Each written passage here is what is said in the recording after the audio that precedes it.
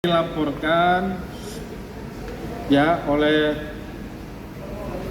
pelapornya, sebenarnya inisialnya HH, yaitu kuasa hukum dari saudari S, ya, yang melaporkan saudara LL yang saat ini sudah status sebagai tersangka, ya. Penetapan tersangka untuk saudara LL itu ditetapkan tanggal 15 Desember 2025.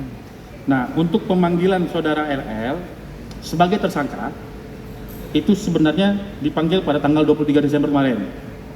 Namun tidak hadir, tapi memberikan pemberitahuan untuk bersedia hadir pada tanggal 7 Januari. Jadi nanti ada di reschedule untuk pemeriksaannya ke tanggal 7 Januari. Nanti kalau tanggal 7 Januari tidak juga hadir, maka akan dilayangkan panggilan kedua. Ya. 7 Januari itu berarti kalaupun misalnya tidak datang Pak di tanggal 7 Januari, tindakan dari pihak Polda Metro Jaya apa Pak? Ya, kita lihat nanti dari gimana dari kawan-kawan penyidik. Ya, yang pasti kalau nanti panggilan kedua dia tidak hadir, maka akan dikeluarkan surat perintah penjemputan pada tersangka. Ya. Cukup ya? Oke Pak. Makasih Pak. Ya. Yang ditetapkan saudara RR menjadi tersangka itu yang laporan LPB nomor 7317 12 Romawi 2024, ya, garing SPKT garing Polda Metro Jaya tanggal 2 Desember 2024, yang mana melaporkan perkara di bidang kesehatan atau perlindungan konsumen. Berarti tentang klinik yang tidak layak atau bagaimana Pak? Soalnya kan ini kan perseturuan mereka kan banyak banget nih. Nah. Ya, saya sampaikan kesempatan ini. Ini agak panjang. Kronologinya adalah saya ceritakan kronologi pelaporan ya. Pelapor yaitu saudara HH selaku kuasa hukum dari korban, ya, bahwa korbannya itu saudari S, Dr. S menerangkan bahwa pada tanggal 12 Oktober 2024 melakukan pembelian produk dengan merek White Tomato di salah satu aplikasi marketplace dengan inisial S, ya, dengan akun Gerabah Shop seharga Rp670.100. Namun setelah barang diterima dan dicek, ternyata komposisi tidak terkandung white tomato. Selain itu, pada tanggal 23 Oktober 2024, korban juga membeli produk dengan merek DNA Salmon, ya, di rumah saja, di salah satu aplikasi, ya, di rumah aja, di salah satu aplikasi dengan inisial T, ya, dengan akun Rai Sales Shop, ya, saya ulangi, dengan nama akun Rai Sales Shop seharga Rp1.032.700. Namun setelah diterima, diduga barang sudah tidak steril karena tidak ada tutupnya dan kemasannya dikemas ulang. Selain itu, pada tanggal 2 November 2024, korban juga membeli produk dengan merek Miss V, ya, dengan merek Miss V Stem Cell by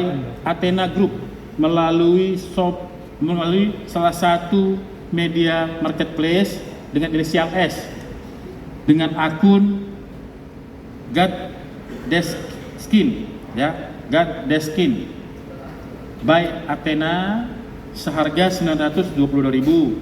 Namun setelah barang tiba dicek, ternyata produk tersebut repacking dari produk REQ Pink, ya, itu yang dilaporkan. Saya tidak bisa menyampaikan inisial karena ini sesuai dengan laporan, ya. Itu yang dilaporkan oleh saudari Dr. dengan inisial S melalui kuasa hukumnya saudara HH. Berarti ini hari Rabu adalah pemanggilan kedua dari Richard Lee.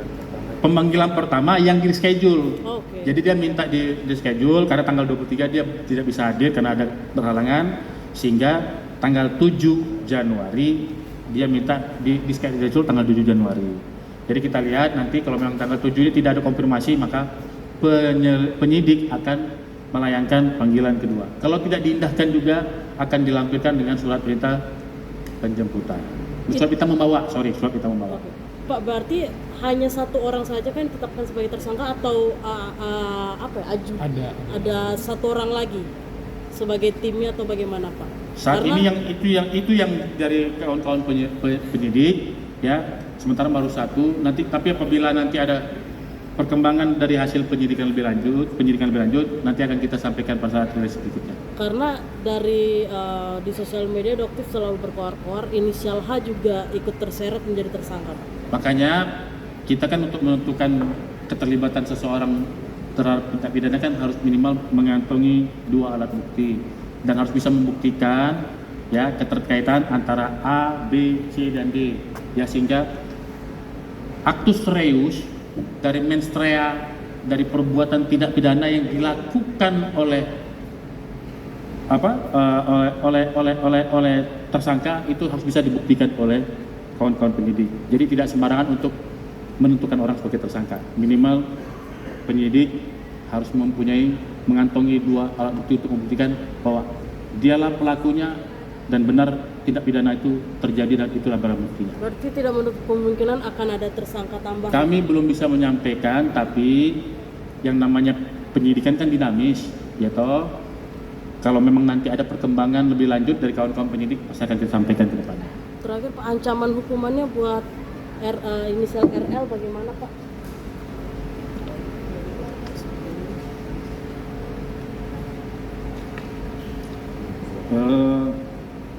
Tadi ya pasal yang dipersangkakan itu pasal 435 junto pasal 138 ayat 2 Undang-Undang Nomor 17 Tahun 2023 tentang kesehatan, dipidana dengan pidana penjara 12 tahun, paling lama 12 tahun, dan pidana denda paling banyak 5 miliar rupiah.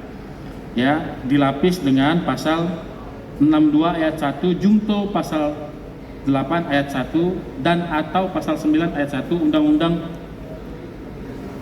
Nomor 8 Tahun 1999 tentang perlindungan konsumen, dipidana dengan pidana penjara 5 tahun atau pidana denda paling banyak 2 miliar rupiah.